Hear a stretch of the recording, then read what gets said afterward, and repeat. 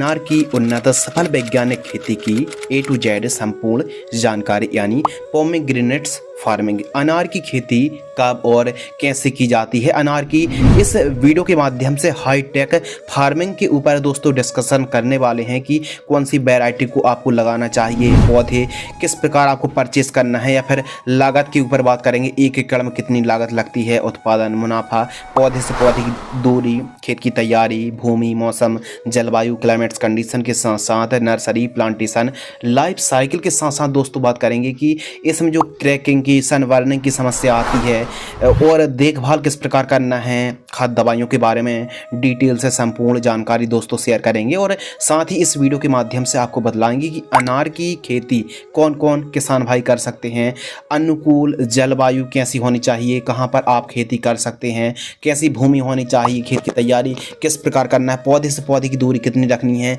कौन कौन सी बीमारी आती हैं, एक एकड़ में कितना खर्च लगता है, कितना हम अर्न कर सकते हैं। तो संपूर्ण जानकारी के लिए दोस्तों इस वीडियो को आपको बिना स्किप किए पूरा वॉच करना है, क्योंकि इस वीडियो के माध्यम से हम आपको अनार की खेती कब और कैसे की जाती है और ज़्यादा से ज़्यादा आप हाई रेवेन्यू कैसे अर्न कर सकते हैं पोमेग्रेनेट्स फार्मिंग से। तो इस वीडियो के माध्यम से आपको डिटेल में संपूर्ण ए टू जेड जानकारी दोस्तों शेयर करने वाले हैं। चलिए शुरू करते हैं। सबसे पहले बात करते हैं टाइमिंग यानी अनुकूल समय। तो अनार की खेती आप समर सीजन के लिए जून से सितंबर के मध्य आप प्लांटेशन कर सकते हैं। विंटर सीजन के लिए आप दोस्तों दिसंबर से लेकर मार्च के मध्य आप इन 4 महीनों पर यदि आप पौधरोपण करते हैं तो पौधा बहुत ही अच्छी बढ़वार देखने के लिए मिलता है। बाकी आप साल के किसी महीने पौधरोपण कर सकते हैं, लेकिन यह जो टाइम है काफ़ी अनुकूल उचित समय माना जाता है। जलवायु और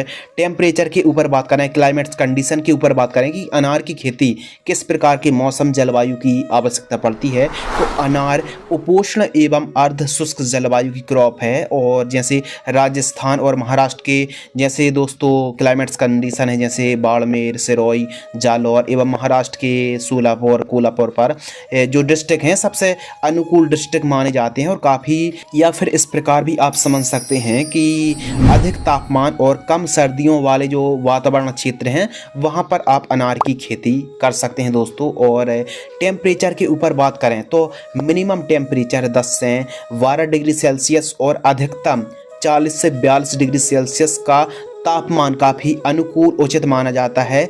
अनार की जो फसल है थोड़ा सा टेम्परेचर यदि गर्म रहता है तो बहुत अच्छे से फ्रूटिंग सेट होते हैं। और फ्रूटिंग स्टेज पर 35 से लेकर 38 डिग्री सेल्सियस के मध्य यदि तापमान होता है तो बहुत ही अच्छे से फ्रूटिंग सेट होते हैं। अनुकूल राज्यों के ऊपर दोस्तों बात करते हैं कि कौन कौन सी जगह पर, कौन कौन से राज्यों पर आप अनार की खेती कर सकते हैं।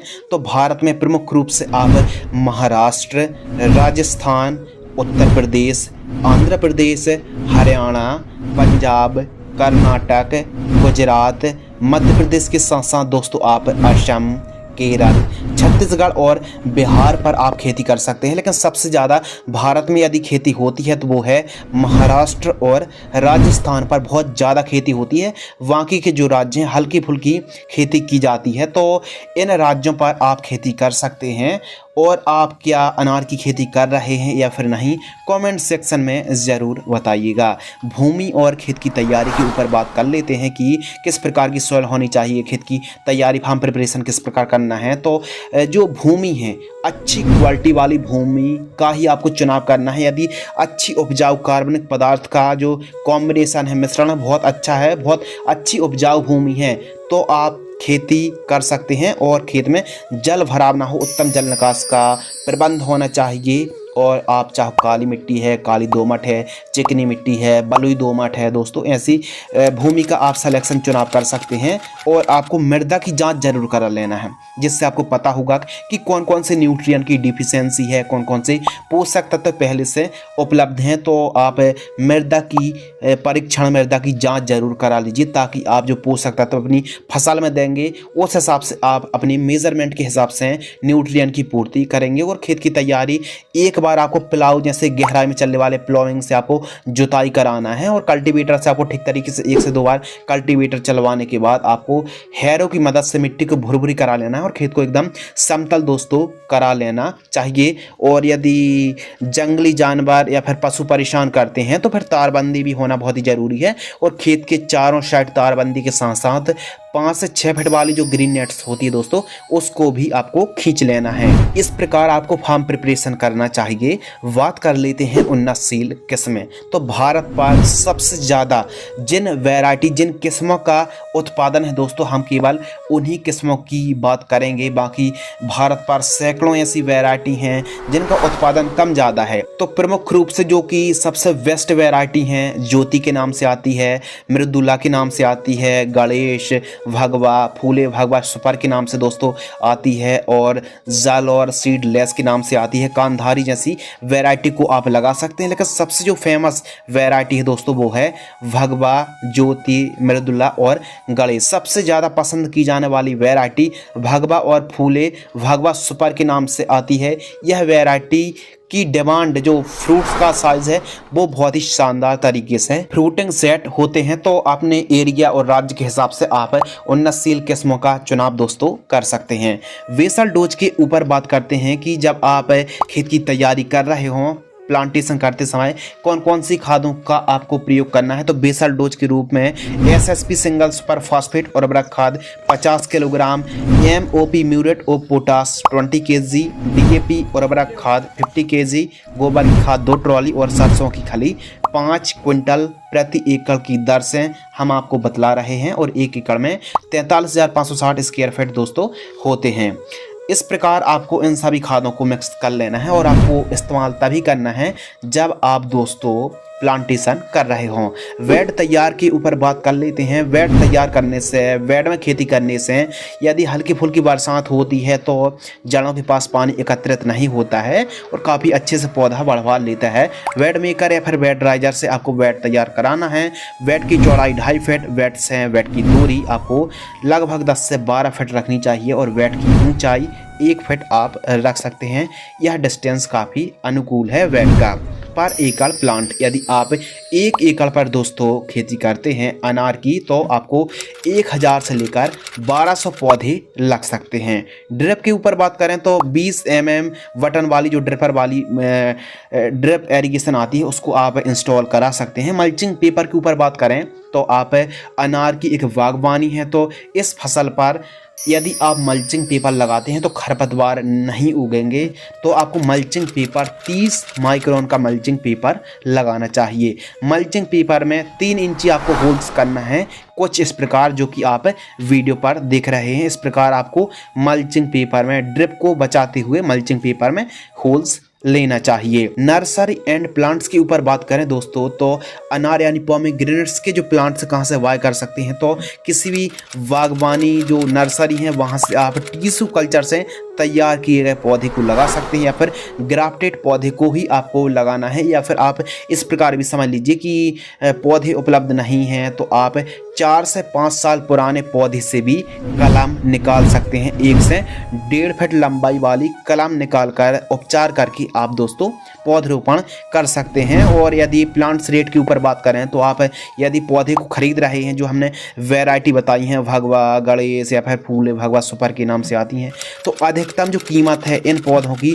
60 रुपये पर प्लांट्स की दर से हमको कीमत देखने के लिए मिल सकती है अधिकतम, और कम से कम 30 रुपये से स्टार्ट होती है और 60 रुपये तक जाती है। यदि हम 60 रुपये के हिसाब से ही दोस्तों जोड़ लेते हैं और 1 एकड़ में यदि 1200 पौधे लगाते हैं तो 72,000 रुपये के आसपास का जो हमारी लागत है, कास्ट है, वो 72,000 रुपये लगभग प्लांट्स की आने वाली है। प्लांटेशन एंड प्लांट डिस्टेंस, यानी हम अनार की खेती कर रहे हैं, किस प्रकार पौधरोपण करना है और कितनी दूरी पर रखना चाहिए, तो आइए समझते हैं। अनार की पौध रोपाई से 20 से 25 दिन पहले 1x1 का गड्ढा खोदकर उसमें 15 दिन की तेज धूप लगाना, जिससे हार्मफुल इंसेक्ट फंगस नष्ट हो जाएं। और प्रति गड्ढा जो हमने बेसल डोज बताया था, गोबर की खाद 10 किलो और साथ ही दोस्तों सिंगल सुपर फास्फेट उर्वरक खाद 100 ग्राम, सरसों की खली 500 ग्राम और डीएपी उर्वरक खाद 100 ग्राम प्रति गड्ढे पर आपको जो गड्ढा खोदना है,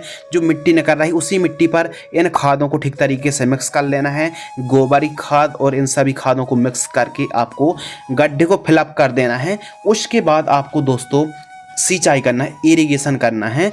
उसके बाद आपको एक एक पौधे की पौध रोपाई कर देना चाहिए। यदि पौधा कमज़ोर दिख रहा है दोस्तों तो बांस की हल्के हल्के लकड़ी गड़ा करके बांसों में आप पौधे को बांध दीजिए और प्रॉपर सिंचाई पर विशेष ध्यान रखना चाहिए। हल्के हाथों से पौधे को इस प्रकार दबाना चाहिए कि बहुत ज़्यादा प्रेस नहीं करना, हल्के हाथों से पौधरोपण करना चाहिए और सिंचाई पर विशेष रूप से आपको मतलब ध्यान रखना चाहिए। डिस्टेंस के ऊपर बात करते हैं कि कितनी दूरी पर हमको पौधरोपण करना चाहिए, तो लाइन से लाइन की दूरी 10 से 12 फीट रखनी चाहिए और पौधे से पौधे की दूरी 6 फीट रखनी चाहिए।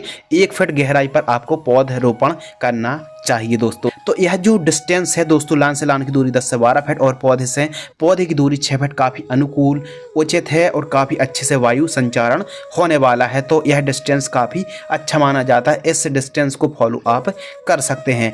इरिगेशन के ऊपर बात करते हैं, सिंचाई कि किस प्रकार सिंचाई की आवश्यकता पड़ती है। तो अनार की फसल पर बहुत ज़्यादा सिंचाई की आवश्यकता नहीं पड़ती है, लेकिन किस प्रकार आवश्यकता पड़ती है, हल्की भूमि पर 6 से 7 दिनों के अंतराल पर हल्की सिंचाई करनी चाहिए और भारी भूमि पर 12 से लेकर 13 दिनों के अंतराल पर सिंचाई करनी चाहिए। ड्रिप से खेती कर रहे हैं ड्रिपर से, तो ड्रिपर से आपको 3 से 4 दिनों के अंतराल पर सिंचाई करनी चाहिए। भूमि जिस प्रकार की होगी उस प्रकार को आपको वाटर मैनेजमेंट को सुधार के रखना चाहिए। वीट कंट्रोल यानी खरपतवार की रोकथाम। तो अनार की फसल पर पोमेग्रेनेट्स वीट कंट्रोल के ऊपर बात करें तो निराई गुड़ाई सबसे बेस्ट ऑप्शन है। 60 से 70 दिन में फर्स्ट आपको निराई गुड़ाई करनी चाहिए और 3 से 3.5 माह के मध्य यानी 3-3 महीनों की अंतराल पर आपको निराई गुड़ाई पर ध्यान रखना चाहिए। फिर दोनों वेट के बीच में ये खरपतवार उग चुका है तो ग्लाइफोसेट 41% SL 1 लीटर 200 लीटर पानी में घोल करके फसल को बचाते हुए स्प्रे आप कर सकते हैं। ऐसा भी कर सकते हैं, लेकिन हम आपको रेकमेंड करेंगे कि जैसे आपने अनार की पौध रोपाई कर दी तो हार्वेस्टिंग के लिए 3-4 साल तो लग ही जाते हैं। इस बीच में आप फसलों को, हरी सब्जियों को उगा सकते हैं, इंटरक्रॉपिंग कर सकते हैं, जिससे अनार से हमको बेनिफिट तो होगा ही होगा, लेकिन हम सब्जियों से इंटरक्रॉपिंग करके भी काफ़ी अच्छा रेवेन्यू मतलब अर्न कर सकें। तो कौन कौन सी इंटरक्रॉपिंग फसलों को कर सकते हैं? प्याज को, लहसुन को, हल्दी, मूली, मिर्ची, धनिया, मेथी, पालक, लाल भाजी, पत्ता गोभी और साथ ही आप फूल गोभी को आप लगा सकते हैं, आलू को लगा सकते हैं, बीन्स, बरबट्टी और आप टमाटर जैसी फसलों को दोस्तों लगा सकते हैं, जो कि आप फोटो पर देख रहे हैं। इन फसलों को दोस्तों आप इंटरक्रॉपिंग कर सकते हैं और भी सब्जी वर्गीय फसलों को आप लगा सकते हैं।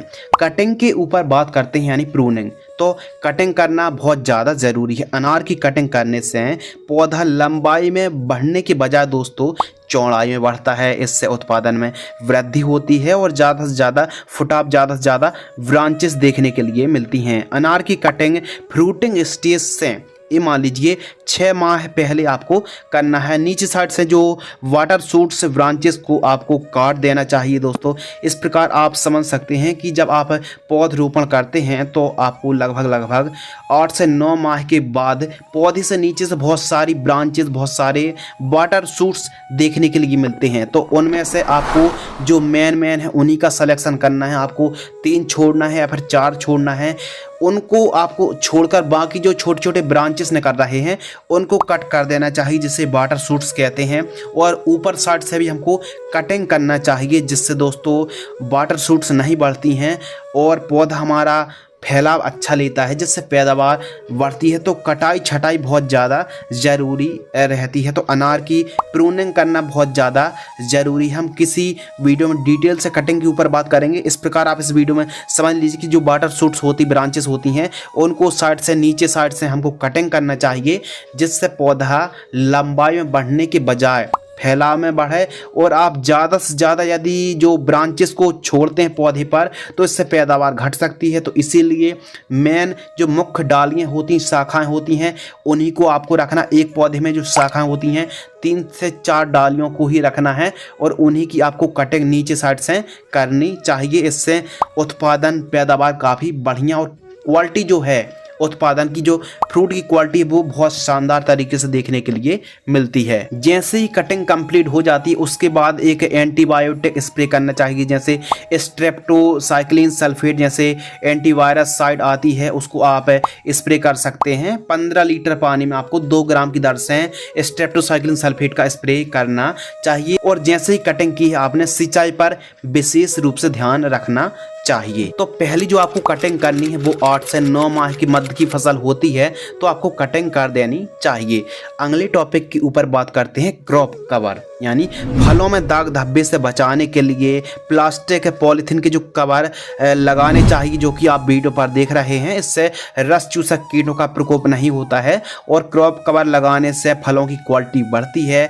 फ्रूटिंग स्टेज के कुछ समय बाद, यानी फ्रूटिंग स्टेज जैसे ही फ्रूटिंग सेट हो रहे हों तो उस समय आपको क्रॉप कवर लगा देना चाहिए। इससे सन बर्निंग की भी समस्या ख़त्म हो जाती है। और स्टिकी ट्रैप जो आते हैं, ट्रैप स्टिकी भी आपको लगाना चाहिए। पीला और नीला ट्रैप लगाने से रस चूसक कीटों पर काफ़ी अच्छा कंट्रोल मिलता है और इससे कीटनाशक दवाइयों की स्प्रे भी दोस्तों कम लेने पड़ते हैं। तो क्रॉप कवर लगाने से फलों की क्वालिटी निखरती है, कलरफुल फ्रूट की क्वालिटी देखने के लिए मिलती है, जिसमें बाजार में जहां हम अपनी ईल्ड उत्पादन उपज को ले जाते हैं तो काफ़ी अच्छे बाजार भाव देखने के लिए मिलते हैं। क्रॉप कवर लगाने से क्वालिटी प्रभावित नहीं होती है और काफ़ी अच्छी हमको कीमतें देखने के लिए फल की मिलती हैं। अगले टॉपिक के ऊपर दोस्तों बात करते हैं स्प्रे शेड्यूल, जो कि काफ़ी ज़्यादा इम्पोर्टेंट और महत्वपूर्ण है। तो प्रमुख कीटों के ऊपर बात करते हैं कि कौन कौन से कीट आते हैं। देखिए दोस्तों, कीट तो काफ़ी ज़्यादा आते हैं, लेकिन उनको हम कैसे प्रबंध कर सकते हैं, लेकिन कुछ ऐसे हैं कि बहुत ज़्यादा नुकसान पहुँचाते हैं। तो आइए सबसे पहले हम कीट मैनेजमेंट के ऊपर बात करते हैं, कौन कौन से कीट आते हैं। प्रमुख रूप से बैक्टीरिया लीफ स्पॉट आता है दोस्तों। इसके अलावा फ्रूट बोरर यानी फल को खाने वाली सुंडी का प्रकोप देखने के लिए मिलता है। कैटरपिलर, फ्रूट क्रैकिंग की समस्या देखने के लिए मिलती है। फल फटने लगते हैं तो यह समस्या का इलाज क्या है। पाउडरी मिल्ड्यू आता है, पत्तों पर पाउडर सा रंग देखने के लिए मिलता है। यह फंगस है। ब्लाइट यानी झुलसा का भी प्रकोप कभी कभी देखने के लिए मिल जाता है। और साथ ही एफिड्स, थ्रिप्स, फल मक्खी के साथ साथ दोस्तों कुछ ऐसी घातक बीमारी आती हैं जो कि हमारी फसल को काफ़ी ज़्यादा नुकसान पहुंचाती हैं। चाहे बैक्टीरियल बिल्ट के ऊपर बात कर लें या फिर फल फटने के ऊपर बात कर लें या फिर पत्ते जो होते हैं दोस्तों वो टेढ़े पड़ने लगते हैं या फिर कमज़ोर हो जाते हैं। पीलापन की समस्या देखने के लिए मिलती है। दाग धब्बे आ जाते हैं, लीफ स्पॉट की समस्या देखने के लिए मिलती है। तो बीमारी तो कई हैं, इनका इलाज ध्यानपूर्वक सुनिए, समझिए और आप अप्लाई भी दोस्तों कर सकते हैं। आवश्यकता अनुसार जिस प्रकार कीट का प्रकोप होता है उस प्रकार आपको इलाज और ट्रीटमेंट लेना चाहिए। तो आइए हम जो कीट आते हैं, जो बीमारी डिजीज आते हैं, उसके हिसाब से हम आपको स्प्रे शेड्यूल समझाते हैं, बतलाते हैं। चलिए स्टार्ट करते हैं स्प्रे शेड्यूल को। यदि अनार की फसल पर फल छेदक सुंडी या फिर सेमिलूपर्स, कैटरपिलर की समस्या देखने के लिए मिल रही है तो आप इन दवाइयों में से कोई एक कीटनाशक दवाई का स्प्रे कर सकते हैं। जैसे डाव एग्रोसंस की डेलीगेट यानी स्पाइनोटोरम 11.7%, 15 ml, अदामा इंडिया कंपनी की फैलेथोरा 15 लीटर पानी में 30 ml, या फिर सिजेंटा कंपनी की एम्प्लीगो 10 ml। इन तीनों में से कोई एक का आपको स्प्रे करना है, वो भी 15 लीटर पानी में घोल करके। अब अगली बीमारी के ऊपर दोस्तों बात करते हैं पाउडरी मिल्ड्यूड। तो पत्ते में पाउडर सा रंग देखने के लिए मिलता है, पाउडरी मिल्ड्यूड। तो इनके लिए कोई एक कीटनाशक वायर की फोलिकोर 20 ml या फिर स्वाधीन फंगिसाइड 40 ग्राम, दोनों में से कोई एक 15 लीटर की दर से स्प्रे करना है। अगली बीमारी के ऊपर बात करते हैं एफिड्स, सफ़ेद मक्खी और फल मक्खी। यदि हमको सकिंग पेस्ट का प्रकोप देखने के लिए मिलता है, रस चूसक कीट जो कि आप फोटो पर देख रहे हैं, इन कीटों में से किसी भी कीट का प्रकोप होता है तो इन कीटनाशक में से कोई एक कीटनाशक चल जाएगी। एसिटामिप्रिड 10 ग्राम जो कि एक्का के नाम से आती है 10 ग्राम लेना है, या फिर वर्गी कॉन्फिडोर सुपर 5 ml लेना है, या फिर यूपीएल की लांसर गोल्ड 35 ग्राम। तीनों में से कोई एक 15 लीटर पानी में घोल करके स्प्रे करना है। बैक्टीरिया विल्ट की समस्या दोस्तों देखने के लिए मिलती है।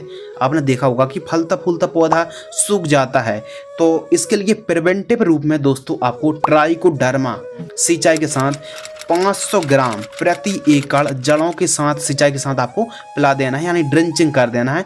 बैक्टीरिया विल्ट की रोकथाम पर काफ़ी अच्छा आपको इलाज उपचार मिलेगा। ट्राइकोडर्मा के साथ चाहे तो गन्ने का गुड़ 3 किलो, ट्राइकोडर्मा 500 ग्राम, इनको घोल कर भी आप सिंचाई के साथ प्रयोग कर सकते हैं।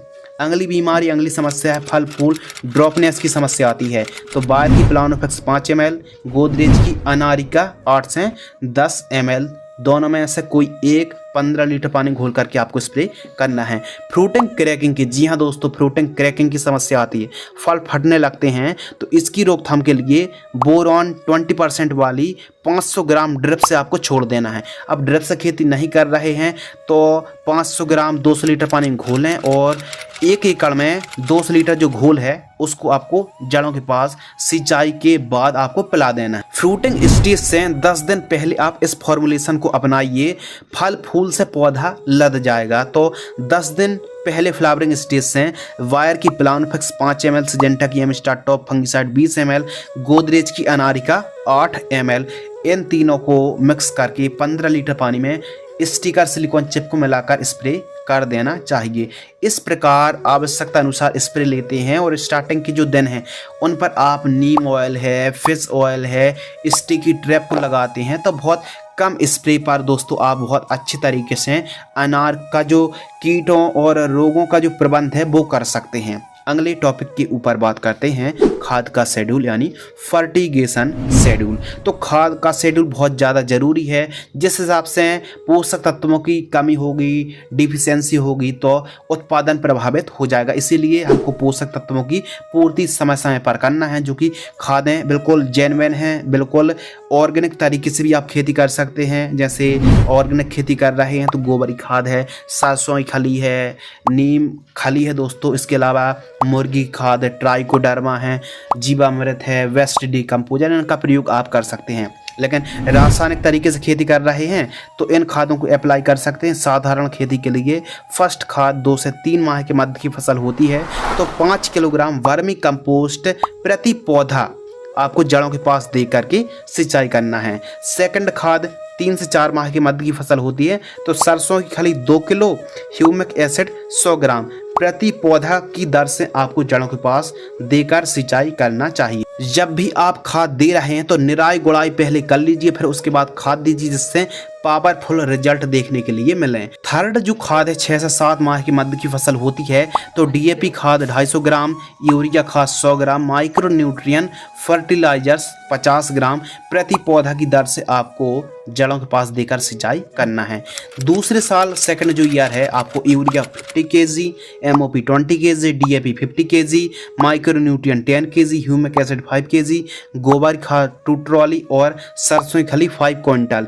इन सभी को एक साल में दोस्तों जो हमने कॉम्बिनेशन बताया जो कि डिस्प्ले पर देख रहे हैं, इन सभी को सेकंड ईयर दोस्तों आपको इन सभी खादों को मिक्स करके एक साल में 4 बार 3-3 माह के अंतराल पर आपको प्रयोग करना है। यानी यह जो पूरा कॉम्बिनेशन है इनको 4 भाग में बांट लीजिए और आपको 3-3 माह के अंतराल पर प्रयोग करना है, जड़ों के पास देकर सिंचाई करना है। यानी यह जो कॉम्बिनेशन है पूरा एक बार में इस्तेमाल नहीं करना, इस पूरे कॉम्बिनेशन को एक साल में 4 बार यानी 4 भागों में आपको 55% की क्वांटिटी के हिसाब से आपको डिवाइड करके जड़ों के पास देकर सिंचाई करना है। और दूसरे और तीसरे साल भी इसी कॉम्बिनेशन को आप दोहरा सकते हैं। और एक बात ध्यान में आपको ये रखनी है दोस्तों कि यदि आप ड्रिप से खेती कर रहे हैं तो वनस्पतिक स्टेज में जब पौधा बढ़वा ले रहा हो तो 19-19-19 घुलनशील खाद को चला सकते हैं।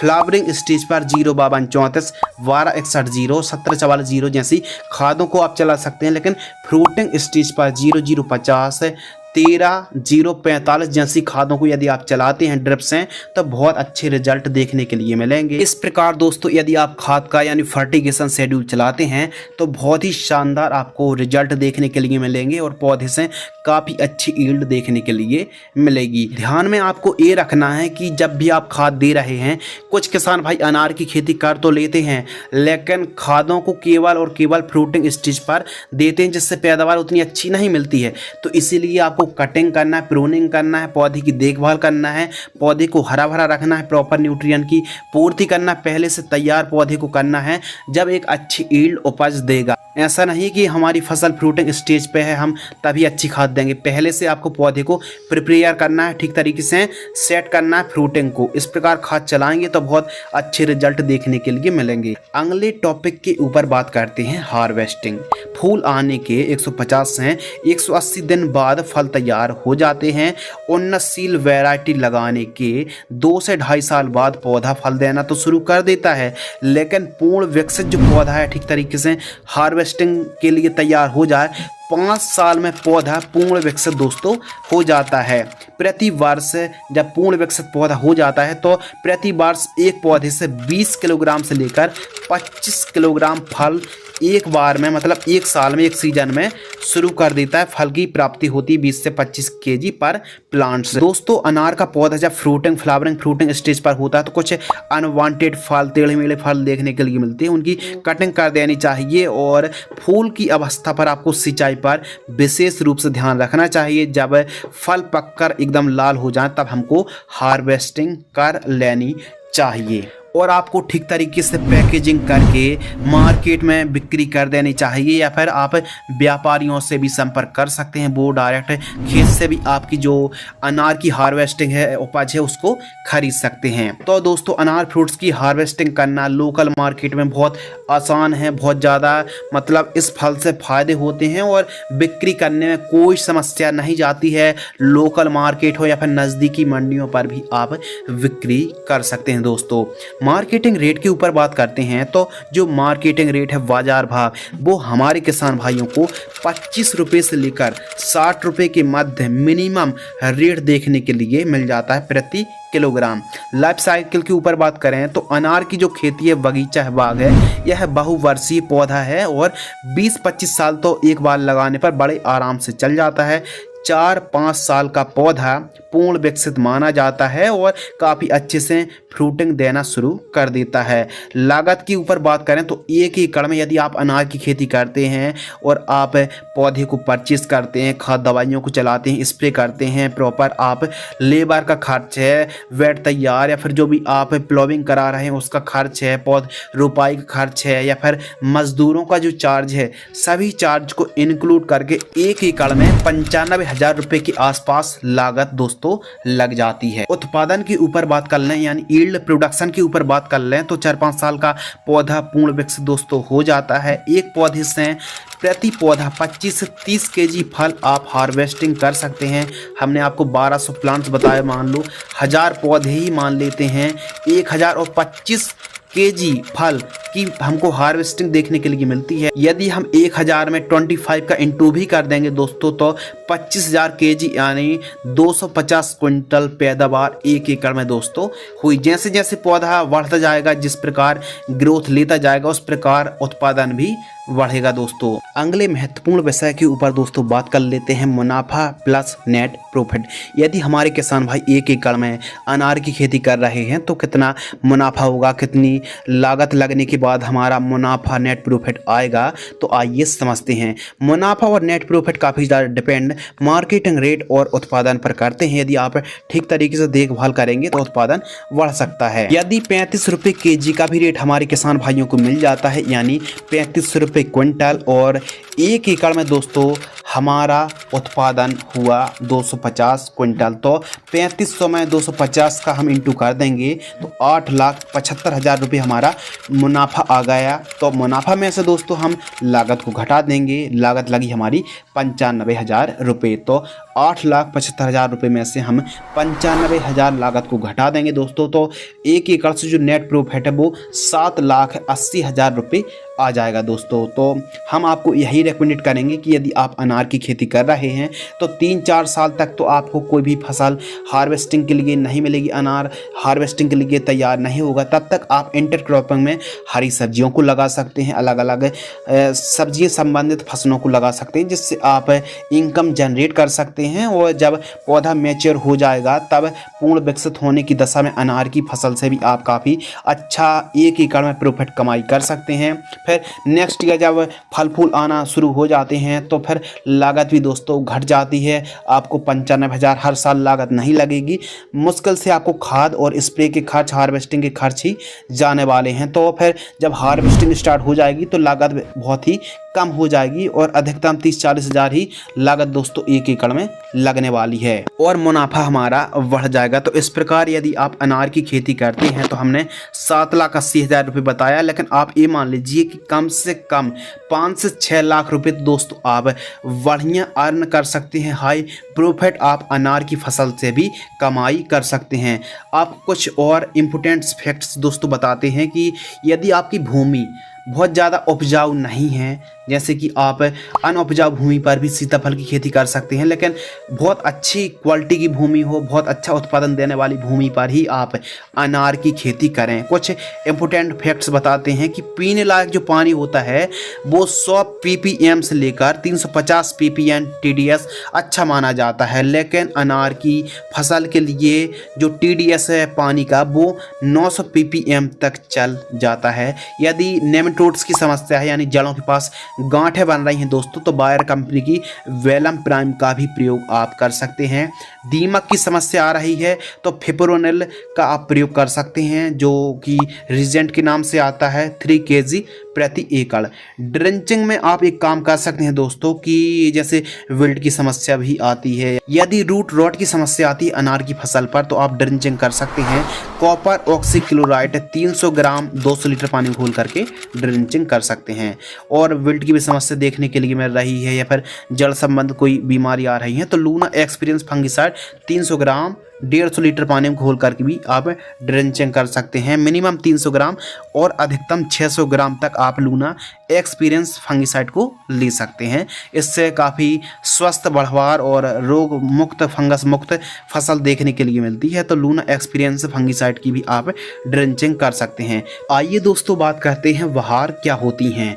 अनार की फसल पर जब फल फूल लगने चालू हो जाते हैं यानी फल फूल आना स्टार्ट हो जाते हैं उसे हम बहार कहते हैं। तो अनार की फसल पर जो फल फूल हैं वो साल में एक सीजन में, एक साल में 3 बार आते हैं, यानी मृग बहार, अम्बे बहार और हस्त बहार। तो जो मृग बहार है दोस्तों वो जून से जुलाई में आती है, जो कि काफ़ी अच्छी पैदावार देखने के लिए मिलती है, जो कि काफ़ी टिकाऊ ठहराव फल फूल होते हैं। तो जून जुलाई वाली जो मृग बहार है वो जून जुलाई पर आती है। अम्बे बहार जनवरी फरवरी में आती है और हस्त बहार मार्च से अप्रैल के मध्य दोस्तों आती है। ज़्यादातर किसान भाई मृग बहार को ही जो फल फूल आते हैं उन्हीं को मतलब रखते हैं, बाकी की प्रूनिंग कर देते हैं, बाकी कटिंग कर देते हैं। तो मृग बहार सबसे अच्छी बहार मानी जाती है। तो यदि आप अनार की खेती करना चाहते हैं तो आपके लिए रिकमेंडेशन ये है कि आप एकदम से 2-4 एकड़ पर अनार की खेती ना करें, बल्कि आप किसी ट्रस्टेबल नर्सरी से, जो हमने वैरायटी के नाम बताए हैं आप, तो आप ऑनलाइन भी खरीद सकते हैं। जो भी आप ट्रस्टेबल व्यापारी से संपर्क करते हैं, फिर बागबानी संबंध जो नर्सरी हैं वहाँ से आप बेस्ट वैरायटी का चुनाव करना है, पहली बात। दूसरी बात, आप एकदम से खेती ना करें, पहले आप 1-2 बीघे पर अनार की खेती करके देखें। और यदि आपको ठीक तरीके से जो क्लाइमेट्स कंडीशन है आपके एरिया का यदि अनुकूल रहता है तो फिर आप अपने रकबा को, अपनी ईल्ड को बढ़ा सकते हैं। जैसे जैसे आप अपनी फार्मिंग को बढ़ाते हैं, रकबा को बढ़ाते जाते हैं दोस्तों, उस प्रकार आपका प्रॉफिट है वो बढ़ता जाएगा। और एकदम से यदि आप लागत लगा देते हैं तो हो सकता है मुनाफा होने की बजाय, यदि suitable temperature, suitable climates condition नहीं है तो आपको नुकसान भी हो सकता है। इसलिए अनार की खेती आप कर रहे हैं तो मृदा की मतलब जो टेस्टिंग है, मृदा परीक्षण करा लीजिए और थोड़े कम लेवल पर आप अनार की खेती करके देखें। यदि आपको फ़ायदा होता है तो फिर आप अपने रकबा को बढ़ा सकते हैं। तो इस वीडियो के माध्यम से दोस्तों हमने आपको A to Z संपूर्ण जानकारी डिटेल में शेयर की। इस वीडियो से आपको कुछ नया, नॉलेजेबल और ज्ञानवर्धक के साथ साथ कुछ इंटरेस्टिंग सीखने के लिए जरूर मिला होगा। तो हमारे किसान भाई अनार की खेती करके भी काफ़ी अच्छा इनकम जनरेट कर सकते हैं। हाई प्रॉफिट देने वाली दोस्तों यह फसल मानी जाती है। तो फ्रेंड्स, यदि आपको यह वीडियो पसंद आती है तो वीडियो को लाइक करें और अपने किसान मित्र, अपने किसान दोस्त हैं उनके साथ इस वीडियो को साझा ज़रूर कीजिएगा। तो वीडियो को आपने अंत तक पूरा वॉच किया, आपका अंत तक वीडियो देखने के लिए दिल से शुक्रिया, धन्यवाद।